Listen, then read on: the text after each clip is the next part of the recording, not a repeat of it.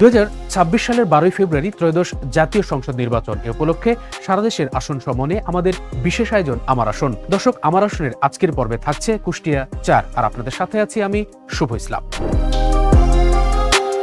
কুষ্টিয়া 4 আসনটি খোকসা ও কুমারখালী উপজেলা নিয়ে গঠিত। এটি জাতীয় সংসদের 78 নম্বর আসন।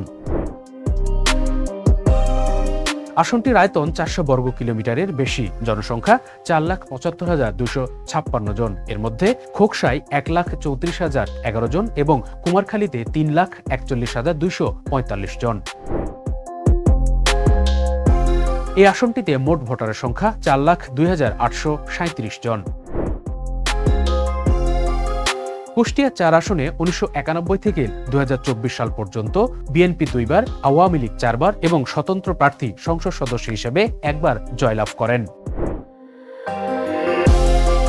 বিএনপি থেকে এই আসনে লড়বেন চেয়ারপারসনের উপদেষ্টা মণ্ডলীর সদস্য, একাধিকবার নির্বাচিত সাবেক সংসদ সদস্য, বীর মুক্তিযোদ্ধা সৈয়দ মেহেদী আহমেদ রুমি। এই আসনের জামাতের প্রার্থী কুমারখালী উপজেলার নায়েবে আমির আফজাল হোসেন, ইসলামী আন্দোলন বাংলাদেশের প্রার্থী কুমারখালী উপজেলা আমির হাজী আনোয়ার খান।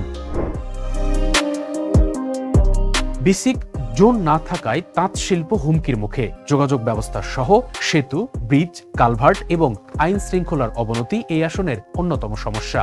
দর্শক, এতক্ষণ আমরা কুষ্টিয়া 4 আসনের বিস্তারিত আপনাদের সামনে তুলে ধরার চেষ্টা করেছি। আগামী পর্বে ফিরব ফেনী 3 আসন নিয়ে।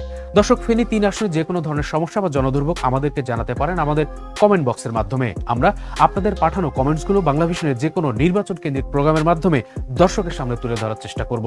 সে পর্যন্ত ভালো থাকবেন, সুস্থ থাকবেন। আল্লাহ হাফেজ।